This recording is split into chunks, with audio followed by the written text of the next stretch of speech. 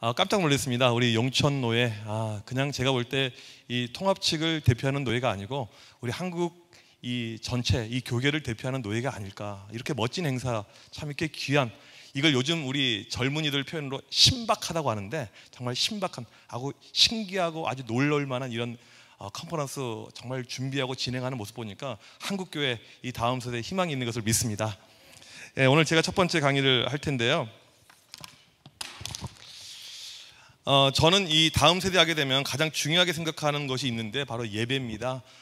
우리 아이들 이 다음 세대, 이 교회 교육이 되고 안 되고의 성패는 예배에 달려있다고 저는 확신하는 사람입니다.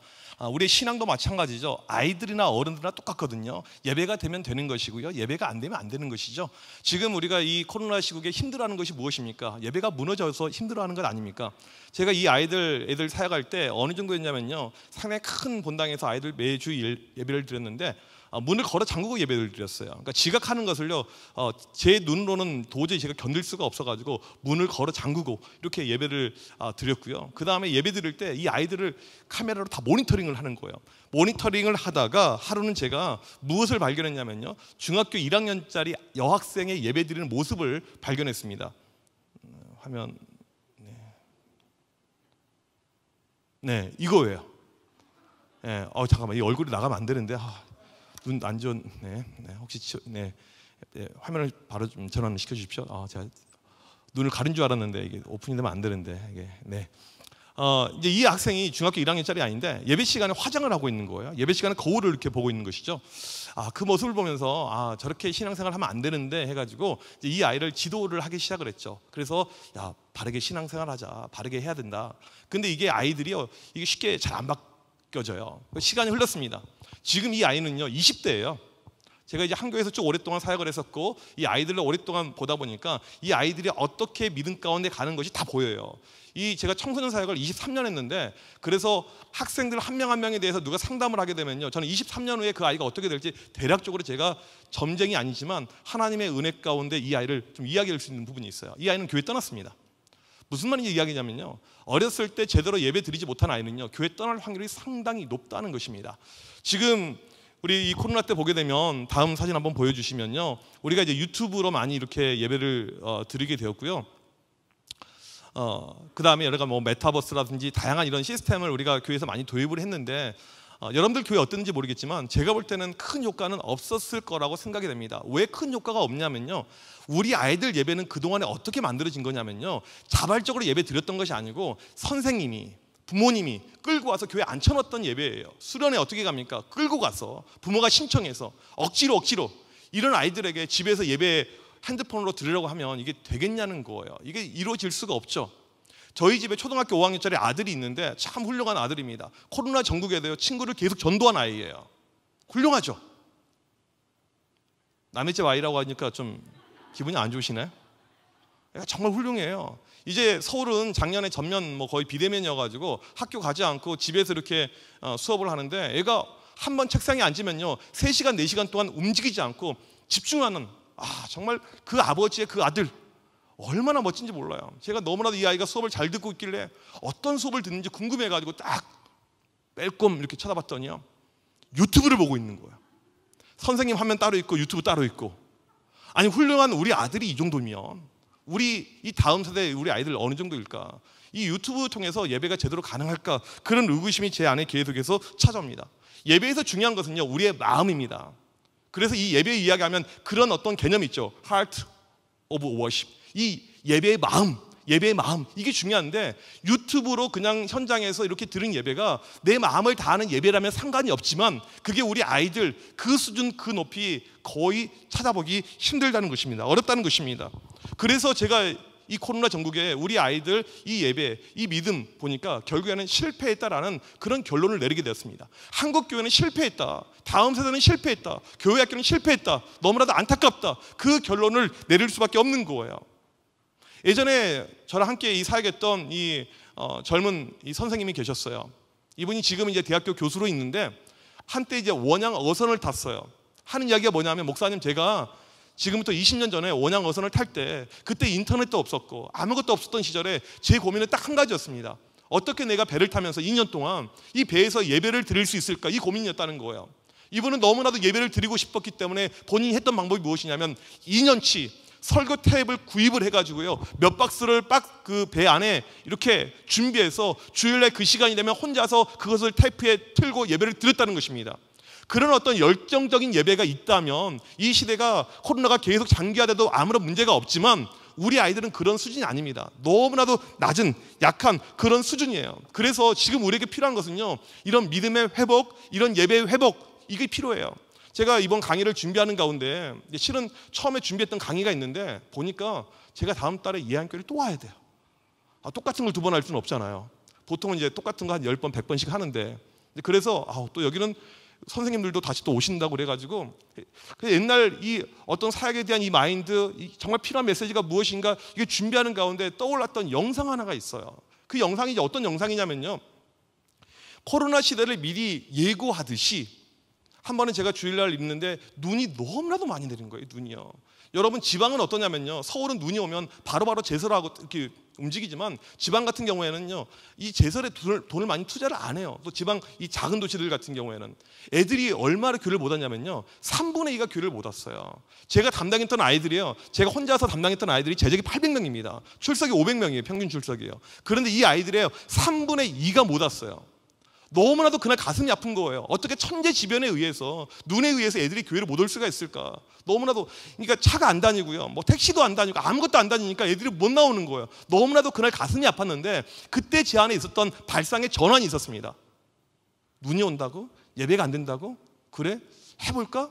그때 제가 무엇을 했냐면요, 아이들, 그날 왔던 아이들, 그날 혼자서 힘들게 눈발을 휘짓고 왔던 그 아이들 데리고 제가 했던 것이 무엇이냐면 밖에서 같이 기도했던 거예요. 이 시간에 첫 번째 영상인데요, 한번 영상을 보여주시면 감사하겠습니다.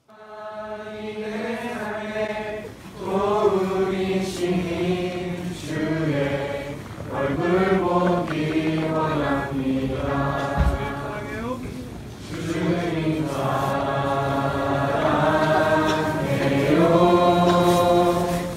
온 마음과 정성 다해 주여.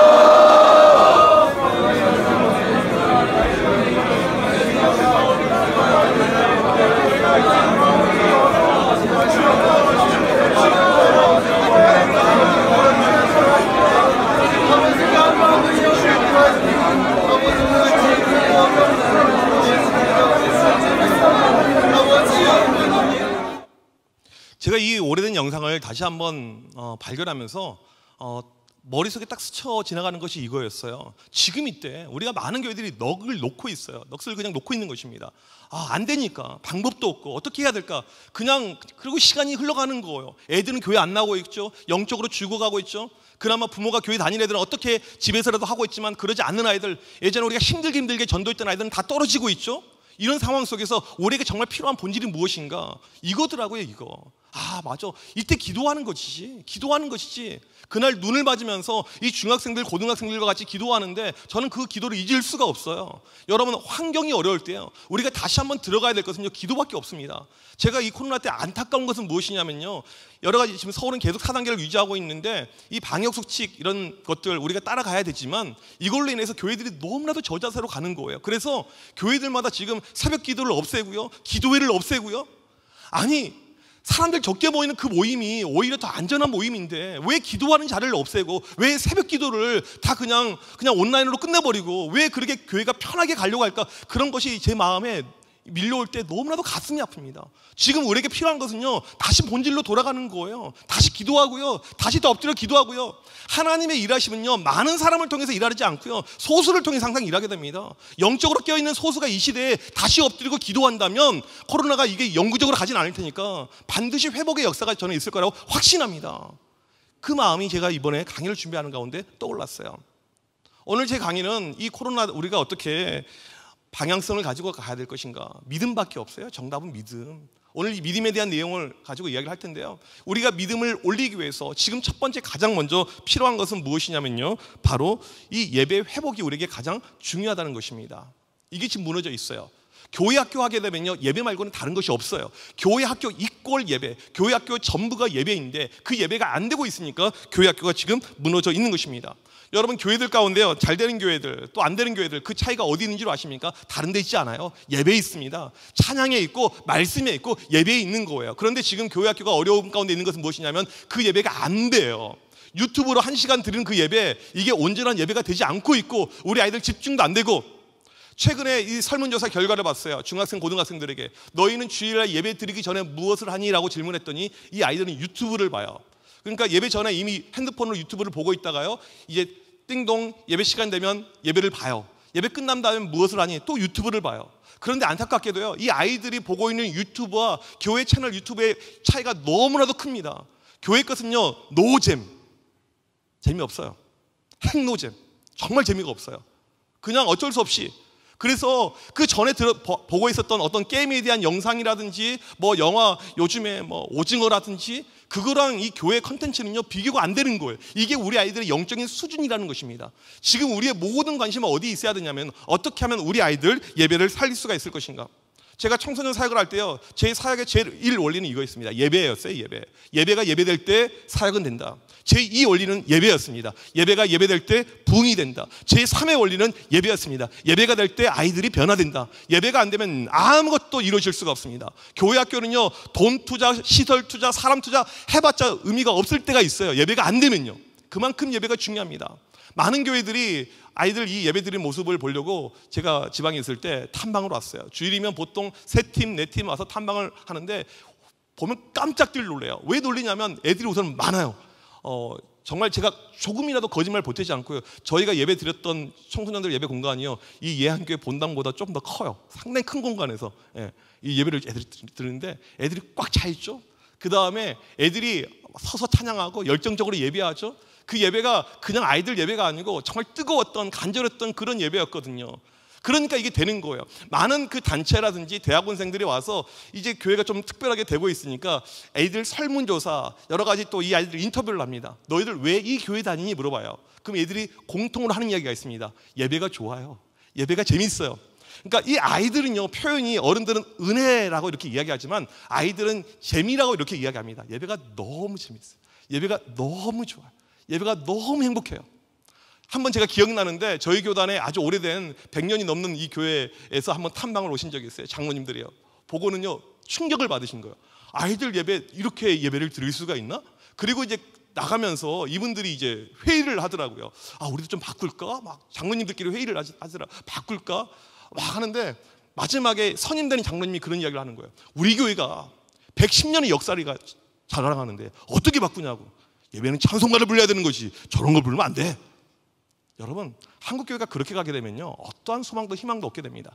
이 시간에 제가 그때 우리 아이들 예배 드렸던 영상인데요, 그 영상을 잠깐 보여드리고 강의를 계속 진행하도록 하겠습니다.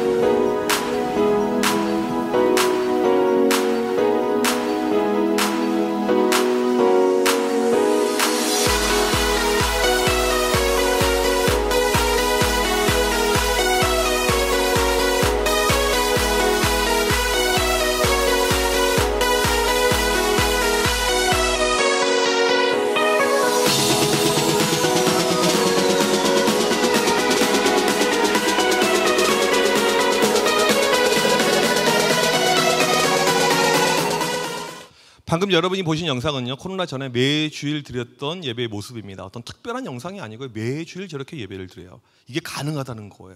그래서 많이들 탐방 와서 이 모습을 실제로 체험하고 보고 가죠. 그러니까 많이들 애들 전도가 이렇게 이루어지는데요, 애들이 교회만 놀라요. 이게 뭐지? 이렇게. 그리고 그 놀라움 가운데 빠져듭니다. 다시 한번 말씀드리지만요, 교회 학교는 예배입니다. 무조건이요. 교회 학교가 되고 안 되고는요, 모든 것이 예배 가운데 있어요.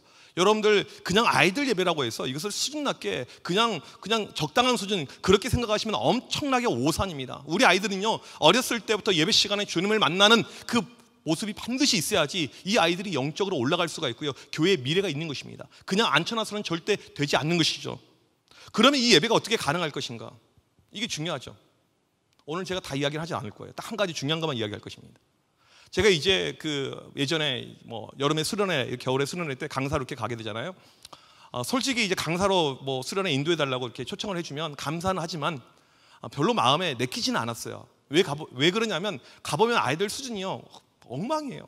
그냥 설교하는데 애들 막 나가요, 밖으로요. 어디 가니? 물 마시러요. 어디 가니? 화장실이요. 그런 거 이야기 들으면요, 제가 죄송합니다. 자꾸 젊은 사람들 표현을 쓰니까요, 빡쳐요. 완전히 머리가 요즘에 현타 온다고 하죠. 그래서 이제 조금 제가 집회를 인도하다가 노하우가 생겨가지고 시작할 때 어떻게 이야기하냐면, 화장실 가고 싶은 사람 손들어봐 하면 손들어야 돼요. 나가! 대신에 10분 안에 들어와야 돼. 그래서 그렇게 끊고 시작을 할 만큼 이게 어려워요. 그 다음에 열심히 이제 설교하고 이렇게 기도해야 하는데 애들 가운데 기도 못한 아이들이요, 태반입니다. 태반이에요. 우리 교회 아이들은 보통 수련회 때 집회하게 되면 7시 시작하면 새벽 1시까지 한 명도 움직이지 않고 문 걸어 잠그고 예배 드리는데 얘네들은 훈련이 하나도 안 돼 있는 거예요. 너무너무 답답하죠. 근데 가끔 보면 이 교회인데, 작은 교회인데 잘 되는 데가 있어요. 제가 한 가지 공식을 발견했습니다. 사역자가 뜨거우면요, 교사들이 뜨겁고 아이들이 뜨겁고요, 사역자가 죽어 있으면요, 교사들 아이들 다 죽어 있더라고요. 이 한 가지 공식은요, 거의 다 똑같더라고요. 이 사역자가 본인이 그 양들을 위해서 간절히 기도하고 모든 최선을 다할 때, 그때 그 영혼들이요, 몇 명 안 되더라도 희망이 있는데, 사역자 가운데 그 마인드가 없을 때, 기도하지 않을 때 이게 안 되더라고요. 저는 이 한 번의 예배를 위해서요, 모든 것은 기도에 모든 총력을 다했습니다. 기도가 가장 중요했어요. 한 번의 예배를 위해서요, 4번의 기도회가 있었습니다. 토요일 날 저녁이면요, 약 120명 아이들이 와서 예배를 준비하는 팀들의 모임이 있습니다. 마지막 시간에 애들이 하는 것이 무엇이냐면 팀별로 기도를 해요. 주일날 아침에 예배 시작하기 2시간 전에 모여서 또 팀별로 모임하고 기도회가 있어요. 예배 시작하기 1시간 전에 저랑 같이 이 아이들이 강대상 위에 올라가서 또 같이 기도합니다. 예배 끝난 다음에 한 번의 기도회가 더 있어요. 예배는요, 기도로 만들어지는 것입니다. 교육학자들이 이런 이야기를 해요. 유치부 이상 된 아이들은 내가 드릴 예배를 위해서 기도할 줄 알아야 된다. 내일 주일이구나. 내일 우리 전도사님을 위해서 기도해야지. 내일 우리 선생님을 위해서 기도해야 되지. 이런 마음을 가지고 준비한 주일과 그냥 주일날 깨워서 그냥 간신히 예배드리는 주일은요, 이 차이는 너무나도 크다는 것입니다. 여러분들 기억하십시오. 기도의 퀄리티가 예배의 퀄리티가 되는 것입니다. 기도의 수준이 예배의 수준이 되는 것입니다. 주일학교를 위해서 정말 간절히 기도해야 돼요. 제가 예전에 토요일날 외부 집회가 많아가지고 많이 토요일날 밤늦게 들어올 때가 많았어요.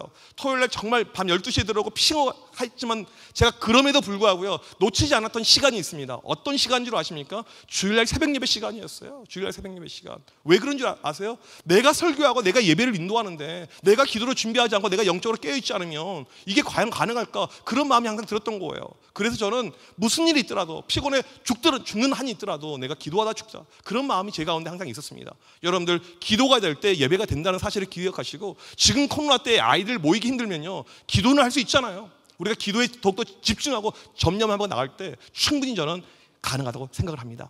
두 번째로 조금 더 이제 구체적인 이야기를 하도록 하겠습니다. 이 코로나 전국 때 제가 느꼈던 아주 신앙에 대한 이 본질에 대한 부분을 고민을 많이 했는데요.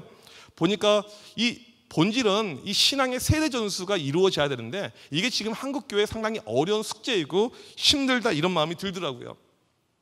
부모님이 교회를 다니는 가정 같은 경우에는 그래도 집에서 유튜브 볼 때 같이 보게 하고 또 이렇게 챙겨주고 하는데, 지금 우리의 공백이, 구멍이 어디 나 있습니까? 부모님이 믿음이 약한 가정, 부모님이 믿음이 없는 가정, 부모님이 안 다니는 가정, 이런 아이들. 근데 제가 한 가지 봤던 것은 무엇이냐면, 많은 교회에서 가정 예배부터 다양한 프로그램들을 시도했는데 결국에 제가 보는 평가입니다, 실패였어요. 저희 교회 근처에도 뭐 큰 대형 교회들이 있는데 여러 가지 이 프로그램들을 봤는데 결국에는 이 가정 프로그램들이 실패했습니다. 왜 실패했냐면요, 부모에게 믿음이 없어요.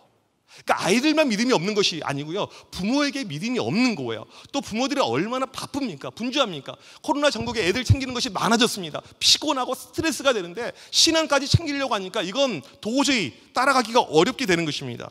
그럼에도 불구하고 우리에게 중요한 본질은 무엇이냐면 이 신앙에서 가장 중요한 것은 이 가정에 있다는 것입니다. 다음 화면 보여주시면요, 신명기 6장 말씀, 우리가 알고 있는 이 쉐마 말씀이 나와 있죠. 이스라엘아 들으라, 우리 하나님 여호와는 오직 하나님 여호와시니, 하나님을 사랑하라는 이 쉐마 말씀이 나오고 있는데요, 이 말씀 다 아실 겁니다.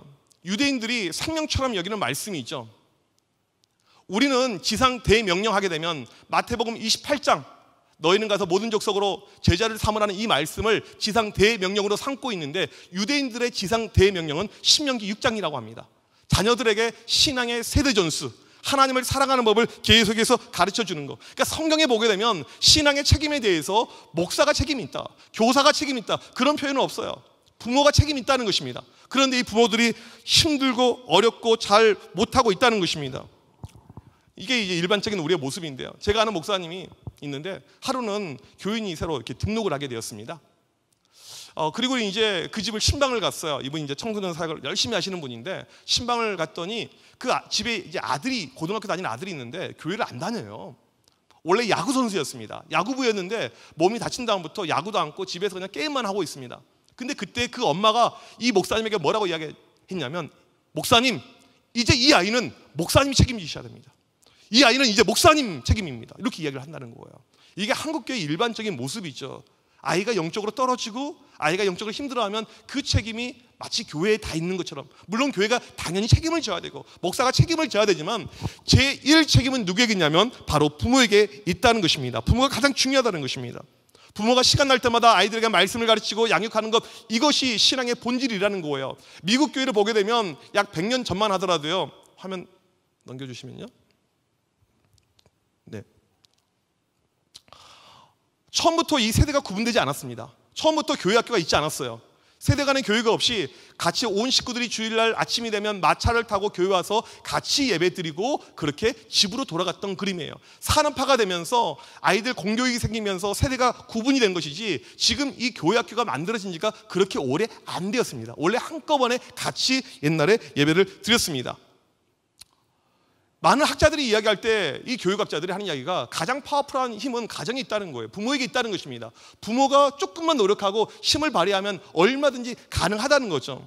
제가 미국에서 공부할 때 읽었던 책 가운데요, 이 소울 서칭이라는 책이 있습니다. 미국 노틀댐 대학교의 이 교수인데, 크리스찬 스미스가 세대에 걸쳐서 계속해서 한 벌써 30년 정도 리서치를 한 내용이 있고요. 옆에 스타 텔레그램은 제가 살던 동네에 있었던 이 주간 일간지 신문의 기사인데요, 같은 내용의 기사가 있었어요. 무엇이냐면, 부모가 아이들 삶에 터치하고 부모들이 아이들 삶에 관여하고 이 믿음의 끈을 잘 유지할 때 이 아이들의 믿음이 견고해진다라는 그런 내용이었습니다. 그런 가운데, 이건 최근의 리서치인데 보니까 미국에서 교파 가운데 가장 크게 성장한 교파를 봤더니 1등이 어디냐면 우리가 싫어하는 이단으로 알려져 있는 몰몬교가 1등입니다. 몰몬교는 지난 30년 사이에 2배의 성장을 했어요. 미국에서 이 기독교나 계통 관련된 교파들 가운데 영성지수가 무엇이냐면 얼마나 내가 믿는 신에게 헌신하는가, 얼마나 교회를 자주 가는가, 얼마나 열심히 있게 활동하는가, 얼마나 열심히 헌금하는가, 이 지수가 나와 있는데요, 1등이 항상 유대교예요. 유대교 1등 탑에 올라가 있는 것이요, 유대교랑 몰몬교입니다. 유대교랑 몰몬교가 항상 꼭대기에 올라가 있는데 두 교파의 특징이 있어요. 주일학교가 없어요. 교회학교라는 것이 없습니다. 예배는 무조건 같이 들어요. 우리가 이제 생각할 때 같이 들으면 애들이 지루해하고 따분해하고 힘들어하고 어려워하고 과연 이게 무엇일까라고 생각이 되는데, 거기는 그 예배 자체가 중요한 것이 아니고 신앙의 본질을 부모가 잡고 있기 때문에 교회에서 선생님이 뭘 가르치는 것이 아니고 부모가 항상 신앙교육을 해요. 그러니까 이 몰몬교가 최근 30년 사이에 2배로 급속하게 올라가는데, 몰몬교에서 신앙의 어떤 터닝 포인트 핵심이 무엇이냐면요, 청소년기입니다. 방학이면요, 쉽게 말하면 제자훈련, 이 신학 아카데미 프로그램을 진행을 해요. 그래서 우리로 말하면 조직신학 이런 것을 집중력 있게 가르치면서 교리로 엄청나게 무장을 시켜요. 여러분, 신천지의 파워가 어디에 있습니까? 이렇게 하니까 제가 신천지처럼 보이네. 이 사람들 교회에서 성경 공부 안 시키는데 엄청나게 그걸로 주입시켜가지고 구워 삼는 거 아니에요. 나중에는 내가 신천지인 거 알고도 여기 남아있는 것 아닙니까? 지금 우리 이 장로교, 우리 어떤 이 개신교에 보게 되면 이 어떤 교리의 파워가 약한데 유대교나 몰몬교가요, 가정에서 신앙으로 이것을 똘똘 뭉치게 하면서 엄청난 파워가 이렇게 생기고 있다는 것입니다. 따라서 지금 우리에게 필요한 것은요, 이제는 교회 학교가 좀 그림을 바꿀 필요가 있습니다. 그 전에 해왔던 그냥 애들하고 부모님이 떨어져 있는 교육이 아니고 이제는 애들하고 부모가 좀 함께 갈 수 있는 그런 패러다임으로 바꿀 필요가 있는 거예요. 그 이유 중에 하나가 무엇이냐면요, 작년에 우리나라 출산율 얼마인 줄 아십니까? 0.84, 27만 4천 명. 이게 우리나라 출산율입니다. 여러분, 이 출산율이 의미하는 바가 뭔 줄 아세요? 이걸 기독교 교육적으로 보게 되면 어떤 출산율이냐면요, 우리나라 교회가 지금 7만 교회 정도 되거든요. 27만 4천 명, 작년에 태어난 아이들 가운데 정말 우리가 열심히 노력하고 다음 세대에 힘써가지고 그 아이들 가운데 정말 많이 20%가 교회에 온다고 했었을 때 한 교회당 한 명이 안 돼요. 한 교회당 한 명이 안 돼요. 한 교회당 한 명이 안 돼요. 이게 의미하는 바가 무엇이냐면요, 앞으로 대형 교회를 빼고는요, 교회 학교가 다 없어진다는 이야기예요. 대형 교회 빼고는요, 큰 교회 빼고는요, 교회 학교는 다 없어진다는 이야기예요. 무슨 말이냐면 하고 싶어도 못해요. 아니, 목사님 우리 교회는요 유치부가 1명밖에 없어요. 목사님 우리 교회는요 유년부가 2명이에요. 목사님 우리 교회 중학생 1명이에요. 이거 어떻게 해야 됩니까? 사역자를 세울 수도 없고 선생님 어떻게 프로그램 할 수도 없고, 이런 시대가 우리 눈앞에 지금 바로 있다는 것입니다. 이때 우리 가운데 반드시 대안이 필요해요. 그래서 필요한 것이 무엇이냐면, 화면을 보여주시면요, 패러다임의 전환이 필요해요. 네, 백 뒤로요. 앞으로 뒤로 좀 넘겨주시겠어요? 뒤로요. 네, 감사합니다. 패러다임의 전환이 필요하다는 것입니다. 예전에는 북치고 장구치면 애들이 교회로 끌어모을 수가 있었습니다. 전도가 쉬웠어요. 아까 제가 초반에 저희 아이가 친구들 전도했다고 이야기하는데, 서울 도심에서요 친구들 전도하는 거요 정말 힘듭니다. 부모 허락을 다 맡아야 돼요. 코로나 전국에 부모가 허락을 해줘야 돼요. 어떻게 애들 교회로 온 줄 아세요? 부모가 다 라이드 해줍니다. 차로 다 픽업해가지고 모셔다 드려요. 이게 요즘에 아이들의 가치입니다. 옛날에는 애들이 집에 많으니까 어디라도 사라져 있으면 부모로는 땡큐예요. 교회 가면 좋아요. 교회 가면 좋은 프로그램 있죠. 교회 가면 사람도 만들어주죠. 교회 가면 애들이 간식이라도 하나 받죠. 얼마나 좋았습니까? 이제는요 아이들이 귀해요. 할아버지 할머니한테도 귀한 소중한 손주들이고요, 가정에서도 귀합니다. 함부로 교회에 보낼 필요가 없어요. 주일날 되면 축구 클럽 보내야 되죠. 다른 거 가족들 모임 가야 되죠. 교회를 왜 갑니까? 이러한 시대가 계속 우리에게 더 많이 크게 올 텐데, 과거처럼 그냥 교회 학교 이 시스템만 가지고는 우리 가운데 한계가 많이 있다는 것입니다. 그래서 새로운 방법들, 새로운 대안이 필요하다는 거예요. 제가 이제 담임으로 부임한 지가 한 2년 정도밖에 안 됐어요. 그래서 부임과 동시에 저에게 찾아온 것이 코로나입니다. 그래서 어떤 사람들은 제가 코로나를 데리고 부임을 했다고 그렇게 이야기를 해요. 그러니까 저는 저희 교인들을 100% 한 번 다 본 적이요 없는 것 같아요. 네. 뭐 초반에는 좀 괜찮다가 대신방 하고 있을 때 이제 코로나가 이렇게 오게 되었는데, 저희 교회가 역사가 73년 된 교회입니다.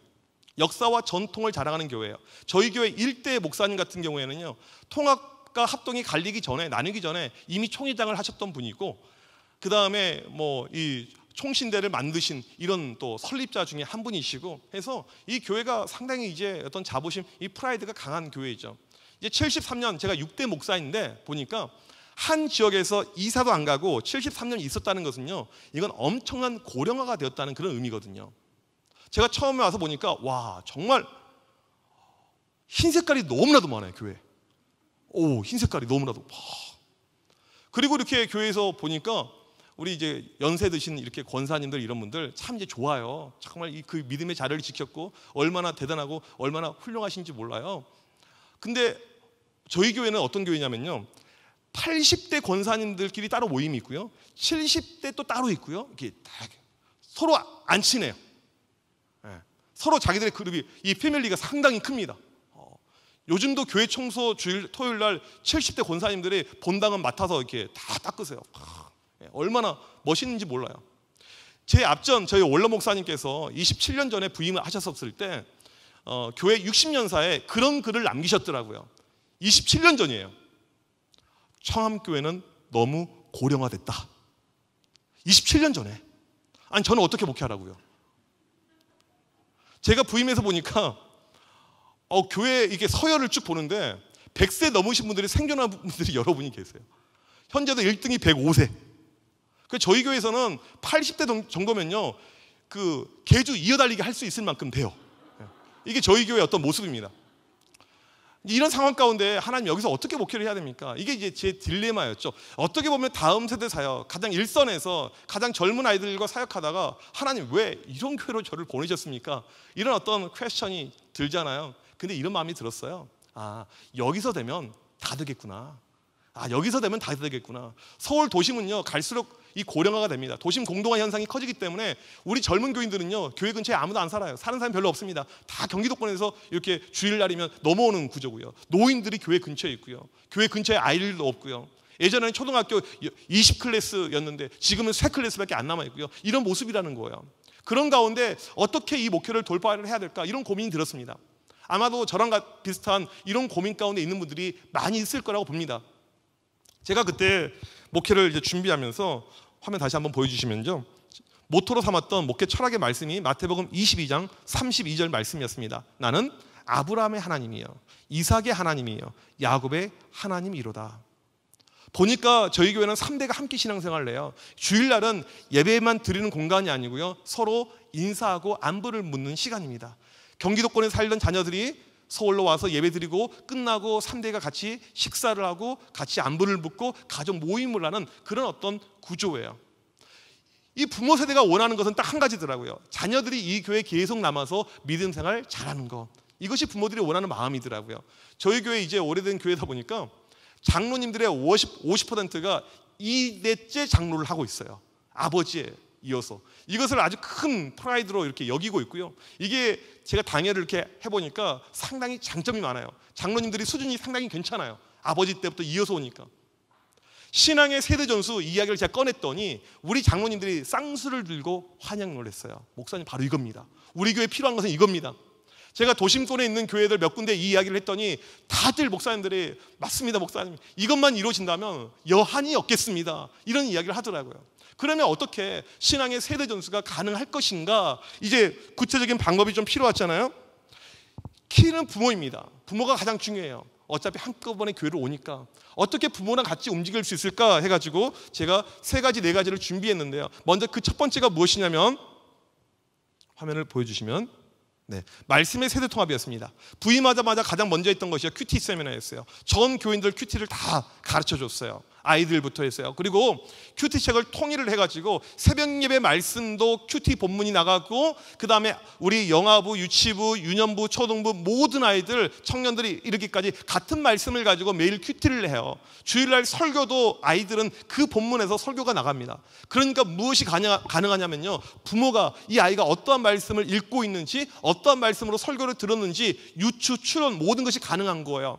주일날 와서 예배 드린 다음에 식구들이 모여서 식사할 때 주일날 말씀에 대해서 같이 디스커션, 의논이 가능하더라는 거예요. 제가 한 가지만 더 프로그램을 말씀드리면요, 이걸 이제 매년 강조를 하는데 사람이 그래요. 처음에는 반짝했다가 사그러들 수가 있잖아요. 그래서 저희는 5월 달이 되게 되면요, 그 큐티 대잔치를 합니다. 아이들이 했던 큐티를 다 받아가지고요, 교회 롭에다가 쫙 디스플레이를 해요. 어떤 아이 영어 하는 아이는 영어로 큐티 하는 애도 있고요. 저희 교회 청년 가운데 3개국 하는 애는 3개국으로 막 쓴 애도 있고요. 아주 다양합니다. 이것을 쫙 교인들에게 보여주고요. 주일날 오후 예배 시간에 큐티 발표를 해요. 그날 예배는요, 설교 5분만 하게 되고 그냥 아이들, 어린아이부터 쭉 부모들까지 큐티 발표를 하는데요, 너무너무 재밌고요, 너무너무 은혜가 스럽습니다. 저희 교회에서 시상하는 것은 딱 2가지 시상밖에 안 해요. 전도 시상하고 큐티 시상. 이거 2개면 제가 볼 때 돼요. 아이들 가는 건 시상하지 않습니다. 전도 많이 한 거, 큐티 많이 한 거, 큐티 잘하는 거 계속해서 끊임없이 담임 목사가 강조하니까 이게 되더라는 것입니다. 말씀의 세대 통합. 2번째는 무엇이냐면요, 기도의 세대 통합입니다. 화면을 잠깐 보여주시면요,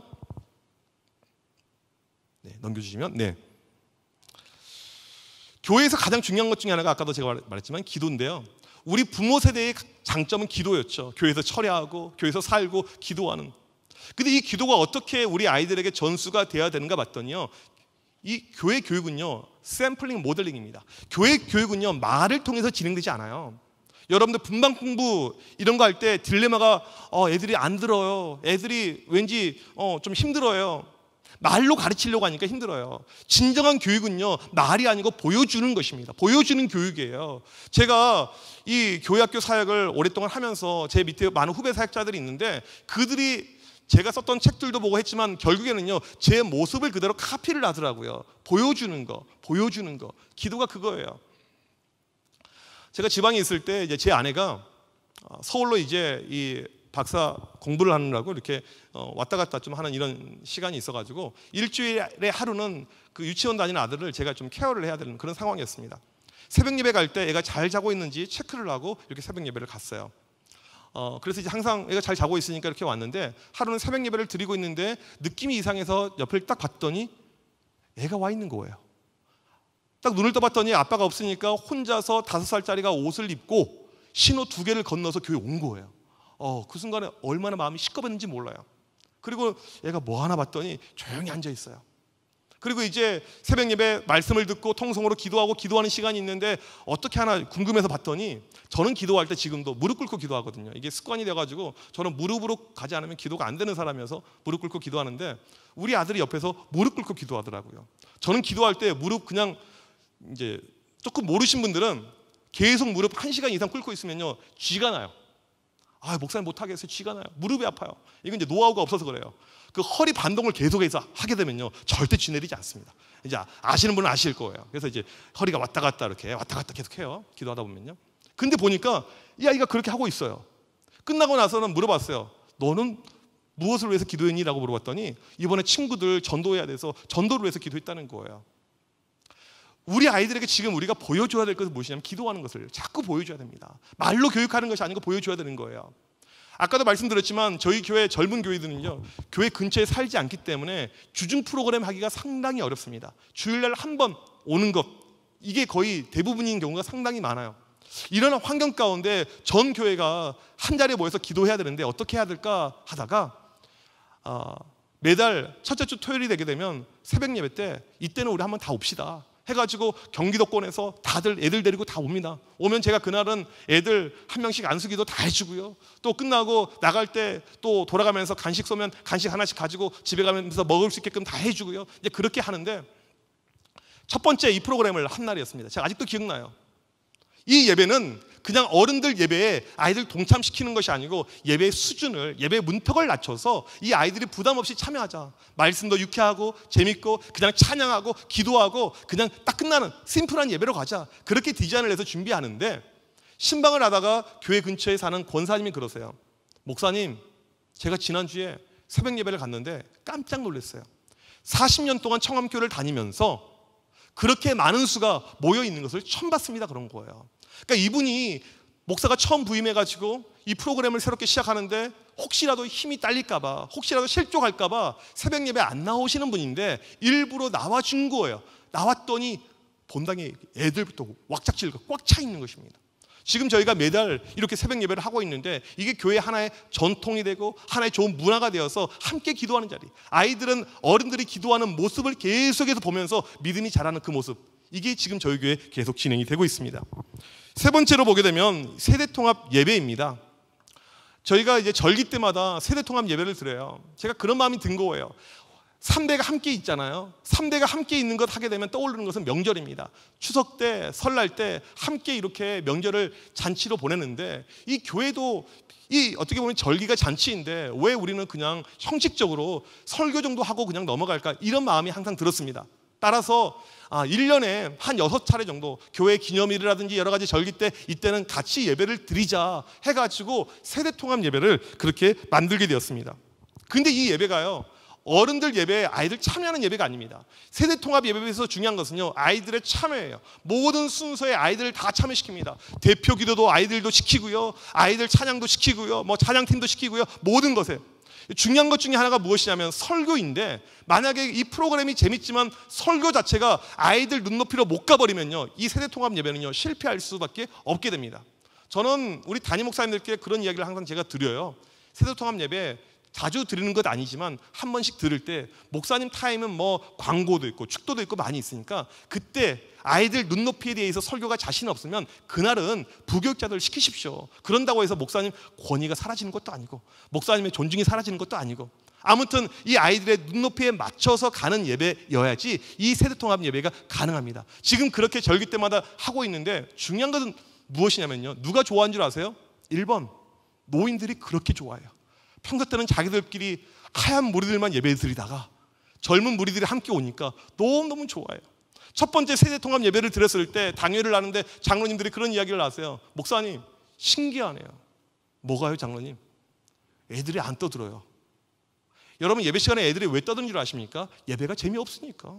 나랑 상관이 없다고 생각하니까 충분히 우리가 조금만 노력하고요 장치를 하게 되면 아이들도 그 예배 가운데 함께 할 수가 있다는 것입니다. 이 시간에 아이들 함께 예배 드린 이 세대통합 예배 영상을 잠깐 보도록 하겠습니다. 전국 각 지역별 네트워크 뉴스입니다. 한국교회에 놓인 중요한 과제 가운데 하나가 바로 다음 세대 부흥입니다. 이런 가운데 3세대가 함께 예배를 드리면서 신앙을 계승하는 교회가 있는데요. 구요한 기자가 취재했습니다. 서울시 용산구에 위치한 한 교회. 오늘 주일 예배는 여느 예배와는 사뭇 다른 분위기입니다. 찬양으로 시작하는 예배에선 어른뿐 아니라 아이들도 함께 찬양하고 대표 기도 시간엔 장로의 기도가 끝나자 중등부 학생의 기도가 이어집니다.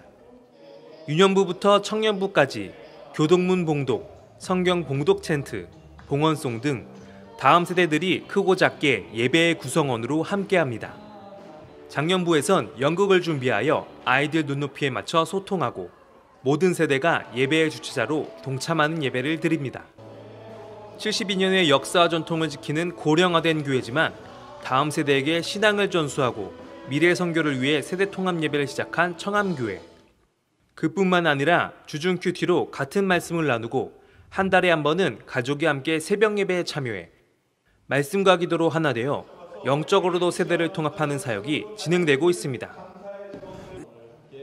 청암교회 이정현 목사는 세대 통합 예배를 시작으로 비전 100을 선포하며 신앙이 다음 세대에 전수되고 가정이 행복한 교회, 젊은이들이 오고 싶어하는 교회를 품고 있다고 말합니다.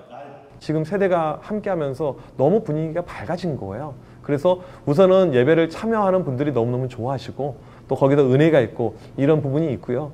이게 단지 예배뿐만이 아니고 말씀과 기도와 모든 것이 통합이 되니까 집에서는 아이들이 같이 부모님하고 큐티를 하게 되고요. 또 같이 이렇게 저녁에 또 기도도 하게 되고요. 그래서 성경에 원래 있었던 이 가정의 모습, 성경적인 가정을 우리가 돌아갈 수 있는 것이 교회 안에 지금 얻어진 가장 큰 열매라고 생각합니다.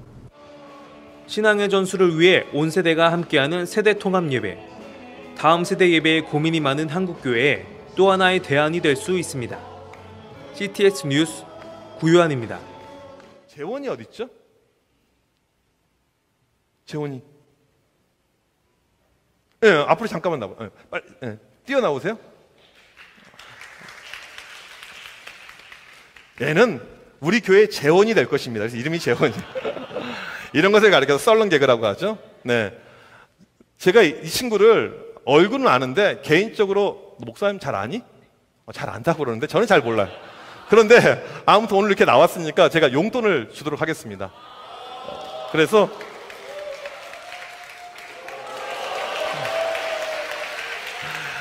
어떤 분은 이거 끝나고 뺏을 거다 생각을 하는데 저는 절대 그런 사람은 아닙니다. 네. 들어가 이제 들어가세요. 들어가. 지원아 잠깐만. 다시 와봐. 너 혹시 5,000원 있니? 5,000원? 목사님 그거 주면 안 돼? 나 가져도 돼? 혹시 기분 나쁘니? 아니요. 기분 더럽니? 현재 기분 상태가 어때? 좋아요. 얼마나 좋아? 얼마나 좋아? 표현하기 힘들 만큼. 네, 들어가세요. 네, 들어가세요. 박수. 네. 제가 방금 설명한 것이 무엇이냐면요. 이게 11조라는 겁니다. 하나님께서 다 주셨어요. 우리는 내가 얻었다고 생각합니다. 내가 노력했다고 생각해요. 내가 일했다고 생각합니다. 그리고 내 것이라고 생각하는 가운데 이것을 드리려고 하며 바치려고 하면 아까워요. 이게 불신앙이라는 것입니다. 하나님께서 주셨기 때문에 다시 하나님께 얼마? 10%만 되돌려 드리는 것, 페이백 시키는 것, 이것을 가리켜서 11조라고 하는 거죠. 그래서 11조를 할 때 아까 쉽게 말하면 어디 갔지? 얘가 준 게 이게 11조예요. 이걸 줄 때 재훈이 표정 보셨어요? 기분이 뜨거웠습니까? 더러웠습니까? 기뻐요. 와, 오늘 교회 왔더니 게이득. 이게 아이들 전문 표정으로 매우 매우 좋다. 너무너무 좋은 거예요. 왜? 생각지도 않은 돈. 애들이 보면서 저거 내가 나갔어야 되는데, 내가 갔어야 되는데. 11조라는 것은요, 드릴 때 이런 기쁜 마음이 생기는 것이 11조라는 거예요. 와, 내가 드렸네. 또 이렇게 주셨네. 어떤 분들은 11조를 축소를 시킵니다. 이게 뭐냐면요, 하나님 저에게 조금만 주세요. 이것을 이야기하는 것과 동일한 모습이라는 것입니다. 네, 11조 설교를 저렇게 했어요. 애들 5만 원을 그냥 공짜로 주면서 5천 원을 다시 달라고 해서. 그래서 처음부터 다 제 거였잖아요. 하나님의 것이었다. 이게 이제 아이들도 공감이 되고, 애들은 설교 참여를 시키잖아요. 그러면 서로 나가고 싶어요. 저번에는요, 제가 이 과자 백팩 6만 원짜리를 만들어 가지고 했는데, 그거 서로 하여튼 애들 막 싸움 날 뻔한 적도 이렇게 있어요. 그만큼 아이들 조금만 우리가 노력하면 이 아이들 참여하고 그러면 참 재밌고요. 그렇지만 이 메시지가 충분히 우리 아이들 깊이로, 어른들 깊이로 가게 됐을 때 모든 세대가 공감하면서 충분히 예배가 가능하다는 것입니다. 이 세대 통합 예배, 제가 여기에 대한 이야기를 많이 드리고 싶지만 시간이 없기 때문에 책을 하나 소개를 하면요, 제가 쓴 최근에 책이 있는데, 이 주일학교 체인지라는 책에 제가 여기에 대한 모든 것은 다 담겨놨으니까 혹시 필요하신 분들은 인터넷이라든지 기타 등등을 통해서 구입을 하시면 되겠습니다. 마지막 세 번째입니다. 정말 이때 우리에게 중요한 것 한 가지 믿음에 대해서 말씀을 하자면요, 바로 이 영원 사랑에 우리가 다시 한번 집중을 하는 것, 이것이 가장 큰 본질이라는 것입니다. 우리의 관심이 어디에 있는가, 이것을 우리가 다시 한번 이 시대에 고민하고 여기에 집중할 필요가 있다는 것입니다. 제가 이제 작년에 일인데요, 목양실에 이렇게 있는데 바로 밑에서 아이들이 상당히 시끄럽게 떠들어요. 보니까 그때 그 기간이요, 이 코로나 가장 최상위 단계로 학원도 안 가고 학교도 안 갔던 그런 그때였습니다. 애들이 이제 답답하다가 못 사니까 이제 집 밖에 나와서 동네 애들끼리 모여서 막 떨들기 노는 거예요. 저희 교회 지하 주차장 내려가는 거기 길목이요, 그늘져 있고 딱 좋은 장소거든요. 제가 창문을 열고요, 야 자식들아 조용히 해. 그렇게 했을까요? 바로 우리 이 유년부 담당 교육자에게 연락해가지고 지금 물고기들이 그물 안에 들어와 있으니까 과자를 사들고 빨리 나가라고. 바로 이제 제가 SOS를 쳤어요. 그리고는 이분이 나가가지고 애들 과자 하나씩 사주고, 너희들 여기서 놀지 말고 위험하고 할 수가 있으니까 교회 안에 들어오라고. 교회 안에 들어오면 에어컨도 돼 있고 와이파이도 되고. 그래서 시작된 이 아이들이요, 매일 와요. 제가 오늘도 교회 가잖아요. 그 시간 되면 애들이 교회 안에 들어가가지고 매일 거기서만 게임하고, 이제 조금 그 가정 환경이 좋지 않은 애들이 많아요. 그래서 부모님들이 케어가 안 돼서 그냥 뭐 혼자서 집에서 게임하고 이런 애들이 교회 오니까 와이파이가 되니까 거기서 이렇게 모여서 게임도 하고 놀고 그래요. 과자도 사주고. 저에게 또 방방 이런 게 있거든요. 방방도 한 번씩 타고요. 놀라운 것은 무엇이냐면요, 그렇게 이 아이가 교회에 그냥 놀러 들어오게 되었는데, 그렇게 오게 되어서 10명이 교회에 작년에 등록을 하게 되었습니다. 이게 이 시국에요, 우리의 관심이 어디 있느냐 이거예요. 어디 있느냐. 여러분들 아이들 볼 때마다 어떠한 마음을 가지고 보십니까? 우리 교회는 방역수칙이 중요하니까 절대 내려오면 안 돼. 너 QR 찍었어 안 찍었어 이 자식. QR 온도 딱 보니까 37도네 나가. 이게 아니고 주님의 마음으로, 주님의 관심이 어디 있겠냐는 거예요. 저는 작년도 그렇고요, 올해도 그렇고요, 제가 쉬지 않고 했던 것, 저희 교회에서 했던 것 중에 하나는 무엇이냐면 전도하는 것이었습니다. 작년에 특별히 신천지발 이 코로나 상당히 확산이 되는 가운데 이 언론에서 하여튼 코로나만 터지면 교회들 뭐 엄청나게 힘들게 했잖아요. 전도 노번 견도를 이제 저희 교회 근처에 효창공원이 있어서 이렇게 나가는데, 좀 이제 처음에는 두렵고 떨리는 마음이 있었어요. 사람들에게 욕 먹으면 어떡할까, 누가 뭐라고 하면 어떡할까, 그런 마음이 있었어요. 전도를 하는데 작년 봄이에요. 한 명한테도 욕 안 먹었어요. 아무도 욕하지 않았어요. 물론 이제 전도할 때 조금 더 제가 스마트하게 전도했죠. 어떻게 해요? 마스크를 나눠줬어요. 작년에 마스크 품귀 현상 일어날 때 10개씩 한 사람한테 마스크를 딱 주니까요, 왜 저는 안 주세요? 저도 교회 관심 있거든요. 이렇게 사람들이 먼저 이렇게 오더라고요. 그러니까 충분히 우리가 이 시대에 조금만 마음을 가지고 관심을 가지게 되면 그 영혼들을 우리가 접근하고 갈 수가 있다는 것입니다. 올 초에 제가 저희 교육자들에게 한 가지 주문을 냈어요. 어떤 주문을 했냐면 이 비대면 시간이 길어지면서 애들 가운데 지금 상당히 오랫동안 교회 못 나오고 있는 아이들이 있는데 그 아이들도 정말 교회 나오고 싶을 것이다 해서 힘들고 어렵지만 우리 아이들 다 문고리 신방 집집마다 다 찾아가자 그렇게 이야기를 했어요. 그래서 이 비대면 시국에 이제 뭐 방역의 수칙을 지켜야 되니까 집에 가서 잠깐 그 아이 선물 주고 기도해 주고 오는 그런 프로그램을 했습니다. 경기도권에 있으니까 교육자들이 고생을 많이 했죠. 일일이 찾아다녔어요. 우리 교회 어떤 가정이 있었냐면 그 집 아이 3명이 우리 교회를 다니는데요. 유년부, 초등부, 중등부 그래요. 그러니까 각각 다른 교육자가 3번 그 가정을 방문한 거예요. 부모가요 엄청나게 감동받았어요. 지금 내가 몸은 교회에 나오고 있지는 못하지만 교회가 이렇게까지 우리 아이들 사랑하구나, 이렇게까지 챙겨주는구나, 그런 마음을 제가 듣게 되었습니다. 제가 전에 이 주일학교 사역을 할 때는요 학교 신방에 정말 목숨을 걸었습니다. 시간 날 때마다 제가 갔던 곳은요 다른 것이 아니고 학교였습니다. 학교를 가고 또 가고. 사진 한번 넘겨주시면요. 네, 이게 제 사역의 주 사역이었어요. 저는 청소년 사역자로서의 제 정체성은요 아이들 만나는 것이었습니다. 청소년 사역자는요 교회에 남아있으면 절대 안 되거든요. 아이들 있는 곳으로 가야 돼요. 화, 수, 목, 금 점심마다 아이들 만나러 또 만나러 계속해서 갔습니다. 그 결과가 무엇이냐면요 이 아이들 부흥이에요. 열매입니다. 계속해서 하나님께서 보내주세요. 하나님께서 우리에게 찾고 있는 마음 한 가지가 이것이라고 봐요. 네가 영혼들, 아이들 얼마나 사랑하니, 얼마나 사랑하니 한번 너의 행동으로, 너의 행함으로 한번 보여봐라. 내가 그러면 인정해 주겠다, 이것입니다. 물론 학교를 찾아가는 것이요 쉬운 일이 아닙니다. 때로는 핍박도 있고 때로는 어려움도 있고 여러 가지 방해 요소 있었지만 여러분 우리가 하나님의 일을 할 때 어떤 내 부귀영화, 내 안위, 내 편리 이것 때문에 사역하지 않지 않습니까? 하나님의 나라를 바라보면서 하나님의 그 영광을 바라보면서 하는 것이 하나님의 일하심이죠. 그런 가운데 많은 영혼들이 이렇게 왔어요.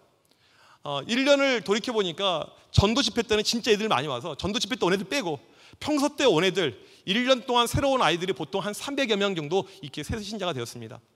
이건 제가 낸 데이터가 아니고 어떤 분이 저희 교회 아이들이 워낙 많으니까 이 목회학 박사 디민 논문을 쓰는데 저희 교회 아이들을 대상으로 논문을 썼어요. 학교 신방, 학교 사역. 거기서 제가 놀라운 데이터를 발견했습니다. 저희 교회 처음 온 아이들의 75%가 제가 학교에서 만났던 아이들이에요. 여러분 교회에서 가만 기다리고 있으면요 절대로 이 아이들 올 수가 없습니다. 코로나 때 제가 아는 교회는요 주일학교가 2배로 부흥한 교회가 있어요. 지방에 있는 교회인데요. 제가 그 친한 목사님인데 이야기하는데 그래요. 그 목사님이 애들이 학교도 못 가고 학원도 못 가고 너무너무 답답해서 교회를 열어놨더니 다 교회로 와버렸다는 거예요. 거기 뭐 수련회도 열심히 하고 뜨겁게 하고요. 여러분 이때 우리가 자꾸 소극적으로 위축되게 가게 되면요 안 됩니다. 우리에게 필요한 것은요 적극성이에요. 물론 방역 수칙을 지키면서 저는 그래서 백신도 엄청나게 일찍 맞았어요. 남들 그 맞으면 죽은다고 할 때 아스트라제네카 그거 6월 달에 맞고요 살아났어요. 제가 그때 믿음을 가지고 어떻게 했냐면요 제가 금요일날 백신을 맞았거든요. 설교를요 목요일날 완성을 해놓고요 뭐라고 설교에 써놨냐면 제가 이미 써놨어요. 저는 백신을 맞았지만 조금도 아프지 않았습니다.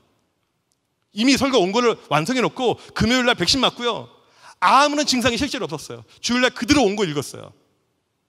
교회를 보호해야 되니까 우리 교육자들 8월 안에 전체 다 맞았어요. 일찍 하여튼 수단과 방법을 가리지 말고 무조건 맞고 하여튼 사람 만나지 말고 오늘 안전하게 가고 이런 우리가 방역의 수칙은 잘 지켜야 되지만 그러면서 동시에 아이들 영혼들 향한 관심들 사랑들 이것이 반드시 우리에게 필요하다는 것입니다. 제가 학교 사역에 대해서 이건 역시 시간이 없어서 죄송합니다. 자꾸 책을 소개했어요. 얘들을 학교를 부탁해라는 책을 최근에 쓰게 되었는데요. 이 책 안에 보게 되면 학교 사역을 어떻게 했는지, 어떻게 학교를 들어갔는지, 어떻게 학교에서 열매가 있었는지, 학교에서 어떤 역사가 일어난지 그런 내용들이 다 남겨져 있습니다. 아이들을 계속 만나다 보니까요. 이게 믿음이란 것이 자꾸 정가가 돼요. 사역자가 가지고 있는 이 열정이 아이들에게 정가가 되어서 이 아이들이 믿음이 커지게 됩니다. 처음에는 학교에서 만났던 거였는데 그걸로 그치지 않고 이 아이들의 믿음을 올려가는 거예요. 우리에게 지금 필요한 것은 무엇이냐면요. 우리 아이들을 향한 신앙의 스탠다드를 높이는 것입니다. 전에는 그냥 교회만 출석하면 이걸로 땡큐였습니다. 그러니까 우리가 코로나 터지니까 다 무너져 버린 거예요. 교회 출석하는 것이 우리의 만족이었으니까. 출석부에 100명 왔네 끝. 교회 보고할 때 100명 많이 왔습니다 끝. 이게 아니고 이 아이들 본질 가운데 믿음이 들어가 있는 것. 제가 그래서 애들에게 했던 것이 무엇이냐면 학교에서 기도하자. 학교에서 기도하자. 학교에서 기도하자. 왜 애들에게 학교에서 기도하자라고 이야기를 했냐면 애들이 신앙생활을요 이순신 장군처럼 해요. 이순신 장군처럼 내가 교회 다니는 것을 아무에게도 알리지 말라. 학교 가서 이렇게 애들 만나면 너 교회 다녔어? 다른 애들이 물어봐요. 애들이 그래요. 급식 먹을 때 애들이 기도를 못합니다. 급식 먹을 때요. 좀 믿음 있는 아이들은요, 양심의 가책이 있는 아이들은요, 숟가락을 떨어뜨리면서 주우면서 아멘. 이게 아이들의 수준이에요. 신앙은요, 믿음은요, 빛과 소금이죠. 드러내야 돼요. 어둠을 밝히는 빛, 맛이 없는 것에 맛을 드러내는 소금. 이게 믿음이죠. 학교에서 애들이 기도하면서 어떤 일이 발생했냐면 욕 못해요. 이제는요. 학교에서 애들이 음담 패설 못합니다. 신앙이 드러나거든요. 믿음이 드러나거든요. 이런 영적 강성이 우리에게 지금 다시 한번 필요하다는 것입니다. 그렇게 해가지고 제가 이 아이들 그냥 교회 다니는 걸로 그치지 않고 기도하자 했더니 고등학교에서 이 기도 운동이 시작이 되었어요. 애들이 기도하자. 학교에서 야자 끝나고 애들이 기도 모임이 만들어졌고요. 이 기도라는 것은요, 불길입니다. 타오르기 시작해요. 옆으로 전가가 됩니다. 옆에 학교로 가고요. 또 옆에 학교로 가고요. 중학교로 내려가고요. 그 다음에 초등학교로 내려갔어요. 제가 있을 때 초등학교 가운데 10몇 개 학교가 애들이 기도 모임을 한 거예요. 점심 때. 자기들끼리 벤치에 모여서 교회에서 가이드 준 걸 가지고요. 우리 아이들 믿음은요, 올라갈 수가 있습니다. 이 코로나 때 우리는 예배 드리는 것 하나, 이것만 보고 있는데 훨씬 더 다른 이상, 다른 목표를 잡아야 돼요. 우리 아이들 기도하게끔 만들어야 됩니다. 이 시간에 마지막 영상인데 이 영상, 기도하는 영상 보도록 하겠습니다.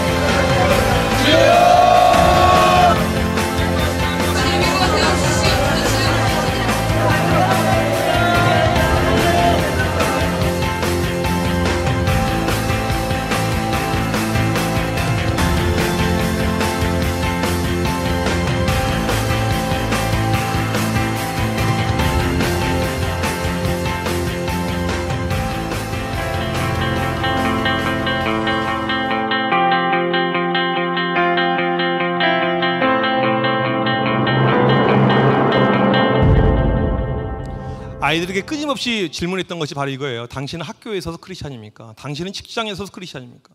교회에서 우리가 믿는 척하지 말고 제대로 믿자 이거였어요. 그러니까 이 아이들이 학교에서 신앙생활 똑바로 하게 되고요. 똑바로 하니까 그 다음에 열매는 바로 전도였습니다. 부흥할 수밖에 없었던 것이죠. 매년 꾸준한 성장률이요, 매년 기본적으로 50명, 60명이 계속 늘는 거예요. 계속 9년 동안 계속 쉬지 않고 계속했어요. 영적으로 애들이 쓰니까. 전도는 애들이 하는 것이지 교사가 하는 것이 아니더라고요. 전도는 아이들이 영적으로 성장하면 되더라고요. 지금 한국교회 다음 세대 교회학교 무너져가고 힘이 없고 연약해지고 아니에요. 우리 가운데 영적인 이상을 높여야 돼요. 높여야 됩니다. 이 아이들 예배자로 만들고 그 다음에 믿음의 선한 영향력을 행사할 수 있는 그런 아이들로 만들어 가야 돼요. 그럴 때 우리 교회 미래가 반드시 이루어지게 되는 것이죠. 제가 학교를 이렇게 쭉 찾아가는데 아직도 기억에 남는 모습이 하나 있어요. 중학교였습니다. 애들이 제가 점심 때 애들 만나러 가는데 몇 명이 모여 있었냐면 저를 만나기 위해서요. 400명이 모여 있었어요. 거짓말처럼 느껴지시나 봐요. 아무도 놀라지 않네요. 400명 모으는 것이 이게 쉬운 일이 아닙니다. 애들이 너무나도 많이 모여 있어요. 음악실에 모여 있는데요. 간식을 혹시 몰라서 300인분을 준비해 갔는데 부족해서 100인분을 더 사왔어요. 중간에요. 그래서 제가 이제 학교 가게 되면 짤막하게 애들 메시지 주고 애들 기도해 주고 이렇게 이제 나오는데 아무리 생각해도 이해가 안 되는 거예요. 애들이 이렇게 많이 모였지? 어떻게 이렇게 많이 모일 수가 있지? 너무나도 놀랍고 신기해서 학교 기도하는 중학생들인데 점심마다 기도하는 애들이 있거든요. 믿음 좋은 애들이 있어요. 걔네들에게 물어봤어요. 너희들 도대체 무슨 일이 있었니? 라고 물어봤어요. 근데 중학생들이 뭐라고 이야기했냐면 목사님, 저희 학교 자주 오시는 것도 아니고 한 학기에 한 번 오시는데 제가 이제 방문했던 학교가 40군데예요. 한 학기에 한 번 오시는데 이때 우리 아이들에게 말씀을 전해주고 이때 아이들에게 복음을 전해주시는데 이게 정말 소중한 시간인데 그 소중한 시간을 우리가 정말 소중하게 여기는 마음을 가지고 목사님 한 주간 동안 금식했어요 그러더라고요. 중학생들이. 여러분 중학생들이 학교에서 급식 시간에 그 맛있는 기다렸던 급식을 포기하고 금식을 한 거예요. 중학생들이요. 여러분 이게 가능한 이야기입니까? 가능한 이야기예요. 이게 대한민국에서 몇 년 전에 있었던 일입니다. 실제 일이에요. 우리 아이들의 믿음은요, 우리가 생각하는 것 그 이상으로 엄청나게 점프할 수 있는 것이 우리 아이들 다음 세대의 믿음이라는 것입니다. 이 코로나 때 여러분들 절대 움츠려 있지 마십시오. 코로나는 언젠가 끝나게 돼요. 어떠한 모습으로 끝나게 될지는 모르겠어요. 하지만 우리 가운데 하나님을 향한 열망들, 이 믿음들은요 절대 약해져서는 안 됩니다. 하나님의 일하심이 반드시 이때 있고요. 여러분 한 가지 반드시 기억해야 될 것은요, 하나님의 일하심은요 많은 수를 통해서 일하시기도 하지만 작은 수를 통해서 일한다는 거예요. 여러분의 교회 아이들이 한 명일지라도 두 명일지라도 몇 명 되지 않더라도 그 아이들을 통해서도 하나님께서 동일하게 일하신다는 사실을 믿으시고 믿음으로 승부하는 우리 모두가 되시길 주님의 이름으로 간절히 축복합니다. 감사합니다. 제 강의 여기서 마치도록 하겠습니다.